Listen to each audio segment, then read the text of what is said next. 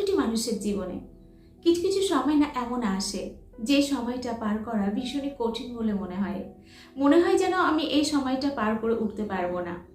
কিন্তু বিলিভ করো, একটু ধৈর্য ধরলে তুমি না এই সময়টা তো পার করে যাবেই, সঙ্গে এই সময় থেকে অনেক কিছু শিখতে পারবে যেটা পরবর্তী জীবনে তোমার কাজে লাগবে। কিন্তু এর সঙ্গে এটাও ঠিক, ওই মুহূর্তে দাঁড়িয়ে সমস্ত কিছু যেন মাথার ওপর দিয়ে চলে যায়।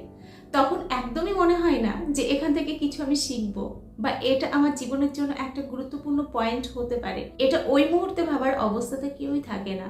বিশেষ করে যখন সম্পর্ক ভেঙে যায় তখন না মানুষ পুরো এলোমেলো হয়ে যায়। একটা মানুষ আর যে কোনো বিপর্যয়ে ভেঙে যাওয়ার পরেও নিজেকে কিন্তু লড়াই করার জন্য দাঁড় করিয়ে দিতে পারে, কিন্তু সম্পর্কের ক্ষেত্রে এটা করা ভীষণই কঠিন। এই কারণেই আমি তোমাদেরকে বলি, যখন সম্পর্কটা ভালো রয়েছে তখন না অনেক বেশি সতর্ক হতে হবে। এবং দেখো, কিছু কিছু মানুষের জীবনে না এটাও ঘটে, তার হয়তো কোনো দোষ নেই কিন্তু তবুও তার জীবনে বিপর্যয় নেমে আসে। বেচারি হয়তো পুরোপুরি নিরপরাধ, তবুও তাকে এই প্রবলেমগুলি হয়তো ফেস করতে হয়।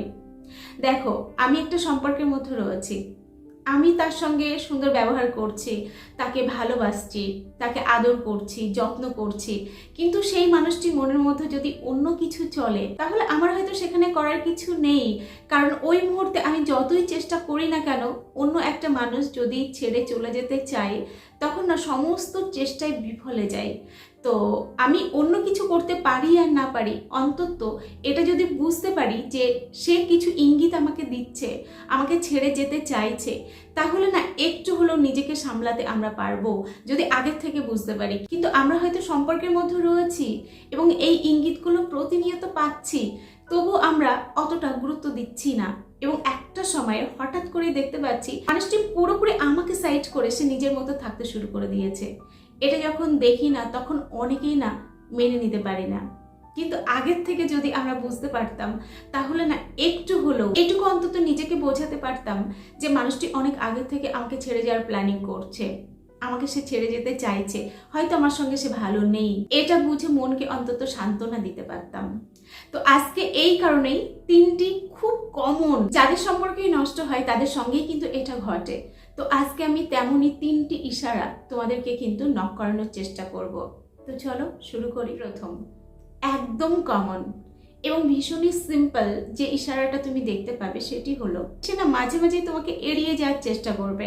ধরো একটা সময় হয়তো অনেকটা টাইম কথা বলতো, এখন কথা বলতে চাইলেই এটা বলছে যে আমার বাড়িতে আত্মীয় এসেছে, সরি আমার কাজ রয়েছে, আমি কথা বলতে পারছি না, আমি এই মুহূর্তে তোমার সঙ্গে কথা বলবো না। বা ধরো একটা সময় অনেক রাত জেগে তোমার সঙ্গে কথা বলতো, এখন তুমি দেখতে পাচ্ছ ইদানিং কিছুটা সময় কথা বলার পরেই সে বলছে আমার ঘুম পাচ্ছে, আমি রাত জেগে তোমার সঙ্গে কথা বলতে পারবো না। এই কথাগুলি বারবার তোমাকে শুনতে হচ্ছে এবং তুমি যখন এই কথাগুলি শুনছো তখন তো তোমার মনের মধ্যে একটা বিরক্তি, রাগ আসছে যে হঠাৎ করে কেন মানুষটি এরকম করছে, এবং তুমি জেরা করতে শুরু করছো। যখনই তুমি জেরা করছো তখনই কথা কাটাকাটি হচ্ছে এবং তোমাকে এটা বলছে তোমার সঙ্গে থাকা যায় না, তোমার সঙ্গে আমি থাকতে পারবো না, তুমি খুব বাজে একটা মানুষ। তোমার তত রাগ হচ্ছে, তুমি তখন আরো কিছু কথা বলে দিচ্ছ।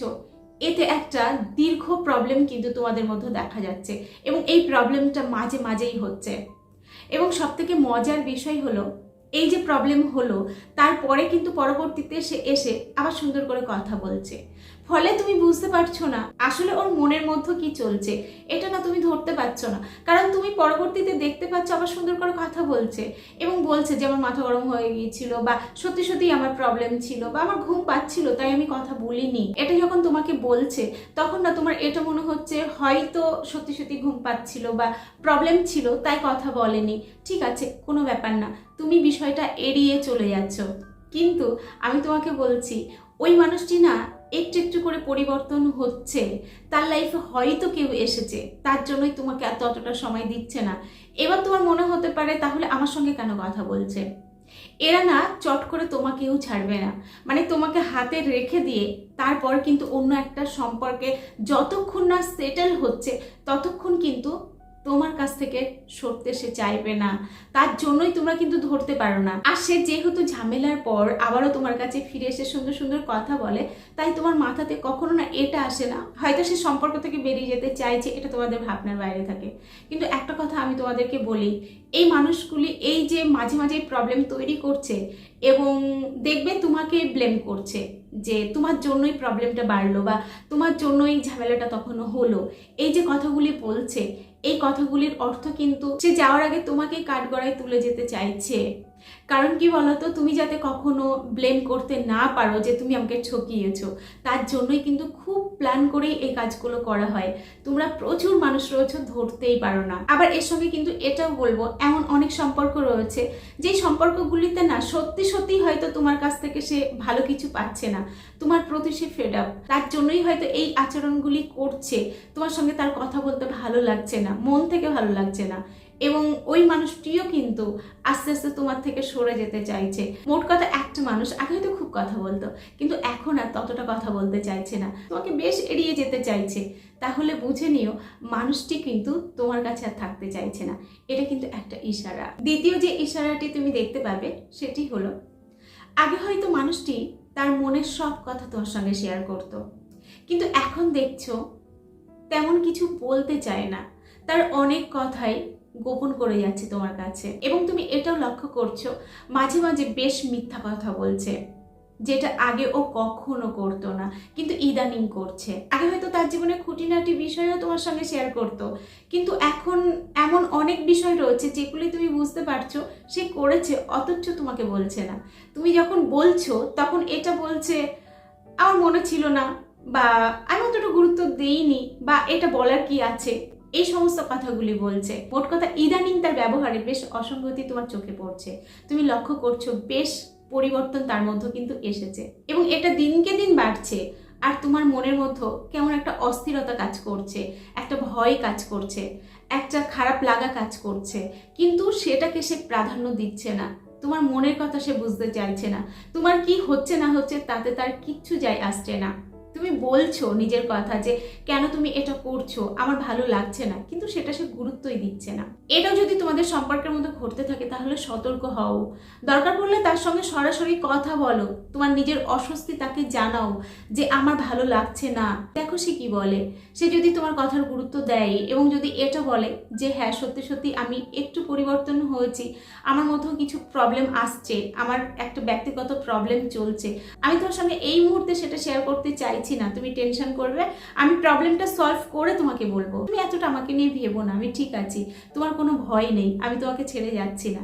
এটা যদি সে বলে তাহলে বুঝে নিও সে কোনো প্রবলেমে রয়েছে এবং সেটা কিন্তু ঠিক হয়ে যাবে। কিন্তু যদি এর বিপরীতটা ঘটে, যখনই তুমি এই বিষয়গুলি নিয়ে কথা বলতে যাচ্ছ তখনই একটা বড় সমস্যা তৈরি হচ্ছে এবং সে কিন্তু রেগে যাচ্ছে, উল্টোপাল্টা কথা বলছে এবং তোমার প্রতি আরও কিন্তু তার বিরক্তি বাড়ছে।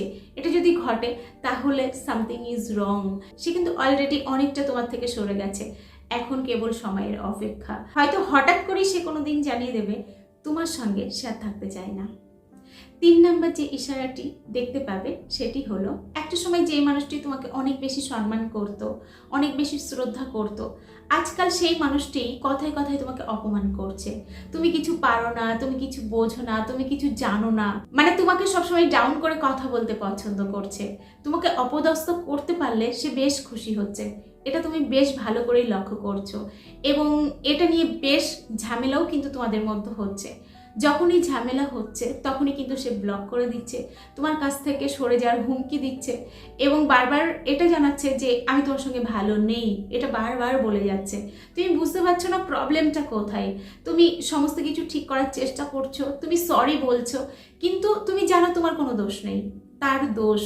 কিন্তু সে একবারও তোমাকে সরি বলছে না, বরঞ্চ তুমি তার কাছে যেন নত স্বীকার করে চলো সেই রাস্তাটাই সে কিন্তু তৈরি করছে এবং সেটা কিন্তু তুমি বুঝতে পারছো।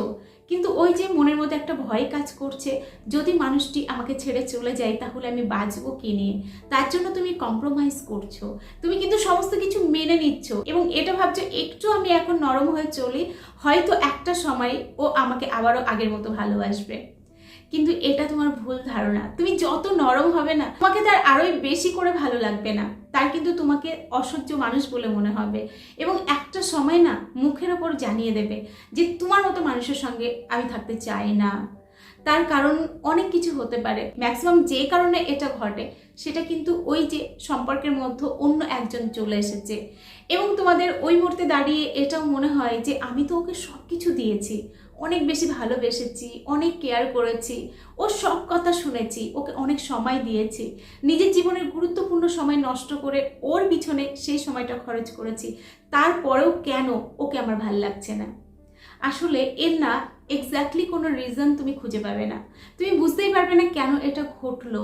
কারণ মানুষের মন তো বিভিন্ন কারণে তোমার ভালো নাও লাগতে পারে, তার মনে পরিবর্তন আসতে পারে, অন্য কাউকে ভালো লাগতে পারে। তো এখানে তোমাকে ছেড়ে দেওয়ার সঠিক কোনো কারণ কিন্তু তুমি খুঁজে কখনোই পাবে না এবং সেও কিচ্ছু বলতে পারবে না। তুমি হাজারোবার চেষ্টা করো, জিজ্ঞাসা করো, কোনো সঠিক উত্তর কিন্তু তার কাছ থেকে পাবে না।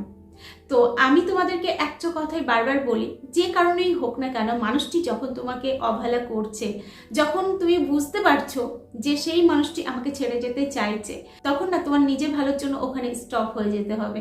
কারণ তুমি অনেক চেষ্টা করেছো, পারোনি আর পারবেও না, কখনো পারবে না।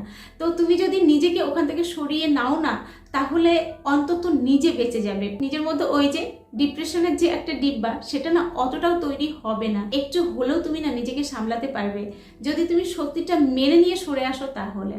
ঠিক আছে, তো চলো আজকের ভিডিও এখানে শেষ করছি। এতক্ষণ আমি তোমাদের সঙ্গে ছিলাম, তোমাদের বন্ধু রোজিনা ব্যানার্জি। আবার তোমাদের সঙ্গে দেখা হচ্ছে নেক্সট ভিডিওতে। ততক্ষণ সকলে ভালো থেকো, সুস্থ থেকো।